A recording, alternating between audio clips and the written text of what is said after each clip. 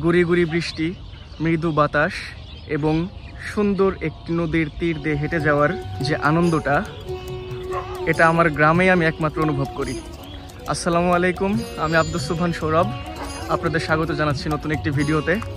আজকের ভিডিওটা একটু ভিন্ন ধর্মী হতে চলেছে, কারণ দেখতেই পাচ্ছেন আমি আমার গ্রামে আছি আর আমার চারপাশে নানান প্রকার ফসলি জমি আছে এবং এই সবের মধ্যে আমাদেরও কিছু ফসলি জমি আছে যেগুলো আমরা এইবার একটু ভিন্নভাবে রোপণ করার চেষ্টা করেছি। আজকে আমরা সেগুলো একটু ঘুরে দেখানোর চেষ্টা করব। আসলে আমরা কি করেছি, আমরা কিছু ভিন্ন জাতের ফল বলতে পারি বা শাকসবজি বলতে পারি, সেগুলো আমরা রোপণ করেছি ভিন্ন পদ্ধতিতে। ওই পদ্ধতিটা অবলম্বন করার আসলে গুণাগুণটা কি, সেগুলো আমরা জানার চেষ্টা করব। ব্যবসা বাণিজ্যের পাশাপাশি এই কৃষিকাজের যে আনন্দটা, এটা সবচেয়ে বেশি লাগে আমার কাছে এবং আমার পরিবারের কাছে। খুব শীঘ্রই আপনারা দেখতে পাবেন এই চারপাশের যে ফসলি জমি, ওগুলা নানা ধরনের শাক সবজি এবং অনেক ফসলে পরিপূর্ণ হয়ে গেছে। ওই যে এখানে আরেকটা মাচা দেওয়ার চেষ্টা করা হচ্ছে, যেটার আমরা আমাদের ভাষায় জাংলা বলি অ্যাকচুয়ালি। এখানে হয়তো করলা চাষ করা হয়েছে। চলেন আমাদের জমিটা দেখাই, আমরা কি করছি তা আপনাদের দেখাই।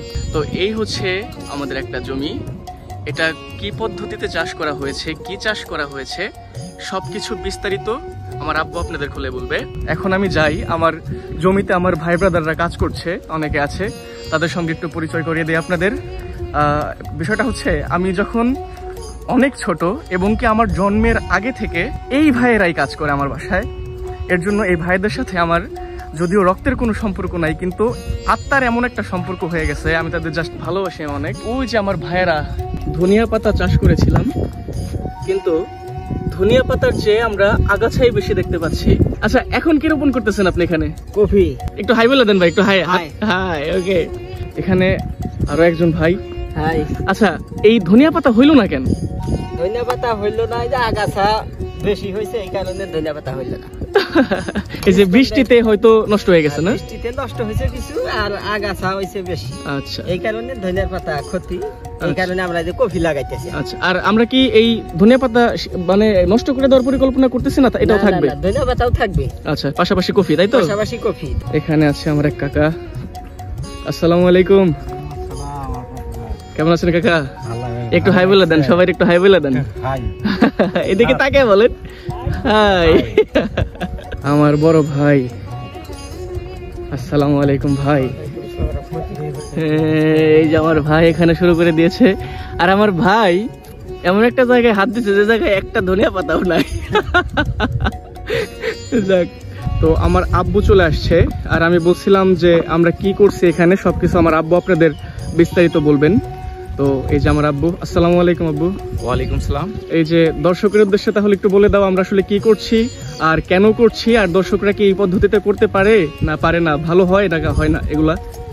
আমাদের এই প্রযুক্তি কৃষির উদ্ভাবন নতুনভাবে তৈরি করা।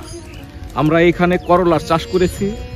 এই করলার চাষ আগে আমরা ফ্ল্যাট মাচায় করতাম, এখন ভি পদ্ধতিতে আমরা নতুনভাবে এই সবজি চাষের উদ্যোগ নিয়েছি। মালচিং পদ্ধতিতে এখন অ্যাগ্রো ওয়ান এসিআই কোম্পানি, তাদের বিভিন্ন সহযোগিতায় আমরা এই চাষাবাদ শুরু করেছি। আমার এই করলা গাছের বয়স মাত্র 35 দিন।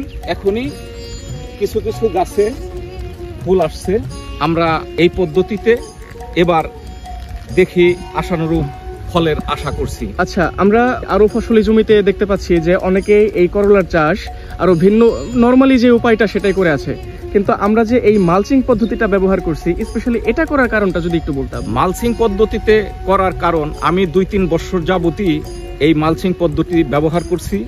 এখন এই মালচিংয়ে মাটির উর্বর শক্তি বৃদ্ধি করে, আগাছা কম জন্মায় এবং কাজকর্ম করতে বেশি উৎসাহ উদ্দীপনা যোগায়। যারা নতুন নতুন এই মালচিং পদ্ধতিতে চাষ করতে চাচ্ছে, তাদের উদ্দেশ্যে তুমি কি বলতে চাও?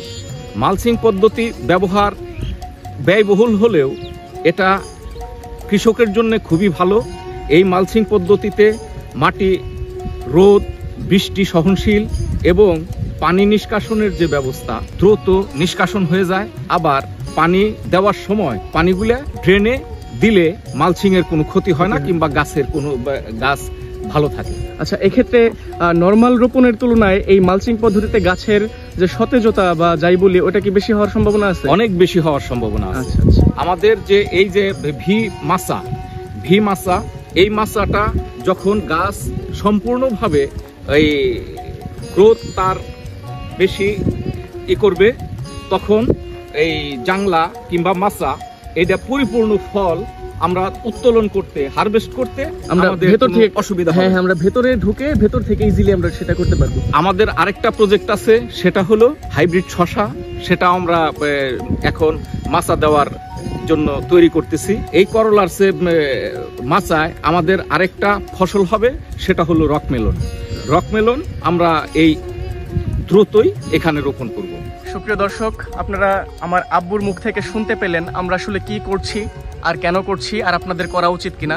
এখন আমি আছি আমাদের বাড়ির পাশে যে মালচিংকৃত জমিটা আছে, যেখানে আমরা শসা রোপণ করেছি সেখানে। তো এটার বিষয়ে বিস্তারিত শুনে নিচ্ছি আব্বুর কাছ থেকে। আমরা এখানে শসা লাগিয়েছি। এই শসা মালচিং পদ্ধতিতে আমাদের মাচার কাজ শুরু হচ্ছে। আমাদের গাছের গ্রোথ এখন ভালো, আমরা আশানুরূপ ফল পাবো এই আশায় আমরা করছি।